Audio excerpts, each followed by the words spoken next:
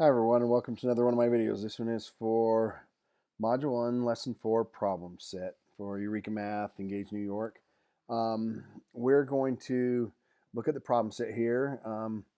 What I'd encourage you to do is try the problem set on your own first and then use this to check it or to help you yourself if you have any problems or questions. We talked about how you can solve ratio problems by finding equivalent ratios, but first by identifying the missing value, figuring out what you need to know, how it corresponds to the ratio, and then by finding the missing value by either using the tape diagram or a giant one. And from here on out, you're going to be able to choose either one of those methods. Make sure you know how to use them both. We've talked about those in the last couple lessons. Make sure you know how to use both those. In this lesson, I will show, in this problem set, I'll solve some of the problems using either one of those approaches. Okay, so here's our first one. Use diagrams or a description. When they say the description, that is actually what they mean by using a giant one or the multiplication method. So description is the multiplication method.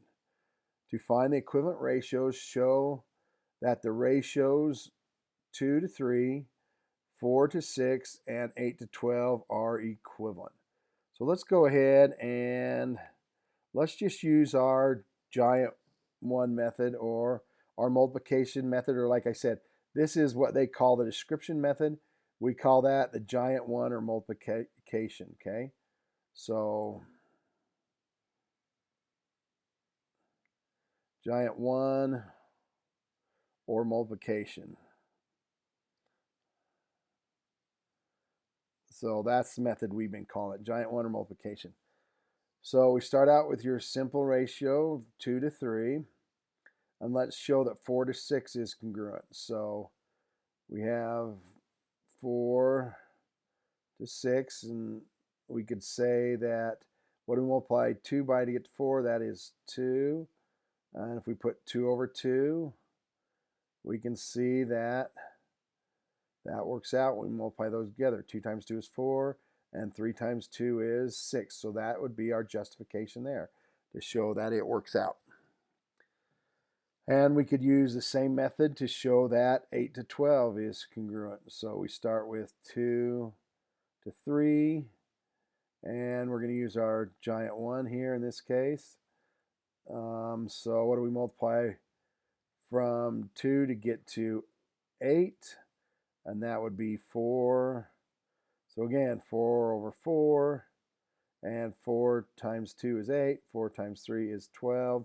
So that is our justification to show that we could do that. You could do a tape diagram too by showing that if you have 2 inside each bin, you would have 4 and 6. If you had 2 and 3 bins, or if you had 2 and 3 bins, if you had 4 in each bin, you would have 8 in the 8 value of the top one, and you'd have a value of 12 in the bottom one. So you could still use your tape diagrams to do this. It's just easier to use the giant one, or the, like they say, they call it the description. Okay, let's go on to the next one. So our next problem is prove that 3/8 is equivalent to 12/32. Use a diagram to support your answer. Use a description or equivalent. So they want us to use both ways. So let's just start. In order to do this, let's go ahead and use our diagram first. So if we use our diagram, so we're going to have to go 3 and then 8. So 1, there's 3, 4, 5, 6, 7, 1, 2, 3, 5, 6, 7. You can see why you want another method, because drawing these tape diagrams, the other method just becomes so much easier. Then you could just say, okay, so there's my 3 to 8. And if you said this is equal to 12, then this 3, that means each one of these would have to be 4, wouldn't it? So that means each one of these would have to be 4. So it would be 4, 4, 4, 4, 4. So we'd have 4 times 8. So this whole thing right here is 8 times 4, which is 32. So that's the way to justify it with your tape diagram. Now with the description, again, we would use 3, 2, 8. And again, this whatever goes in our bin is what we've used for our giant 1. So that's going to be our 4 and 4. And again, that would give us 12 over 32. So that's our justification there using each one of those methods. Okay, again, I would pause this and try the other problems on your own. See if you can do these. Always on these problem sets, you should try to do them on your own first. Okay, let's try the last one here. The ratio of Isabella's money to Shane's money is 3 to 5. If Isabella has 33, how much money does Shane and Isabella have together? Use diagrams to illustrate your answer. So they do want a diagram on this one. So let's go ahead. And so we have Shane's to Isabella's money. So if we have Shane's money, so or is the ratio of Isabella's, I said that wrong.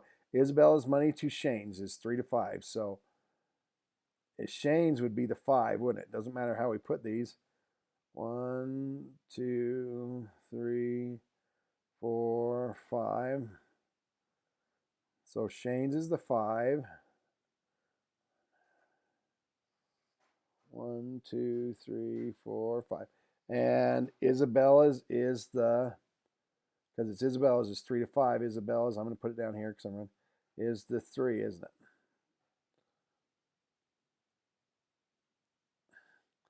So Isabella's is the 3. Okay.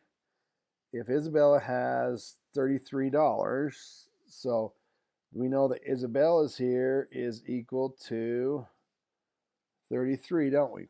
So her total is 33. So we can just put that there as 33.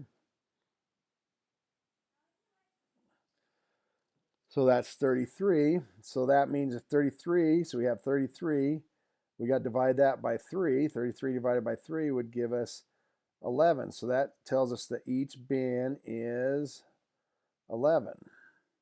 So that's the same up here. Each one of these bins or boxes is 11, isn't it?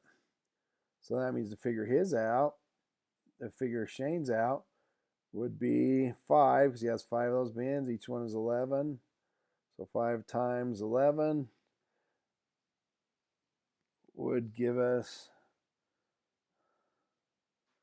55, wouldn't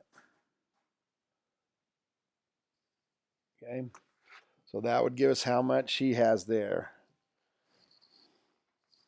Okay, any questions on that? That's what we're doing with those. So if you have any questions, let me know. Good luck with these, and have a good day. Bye.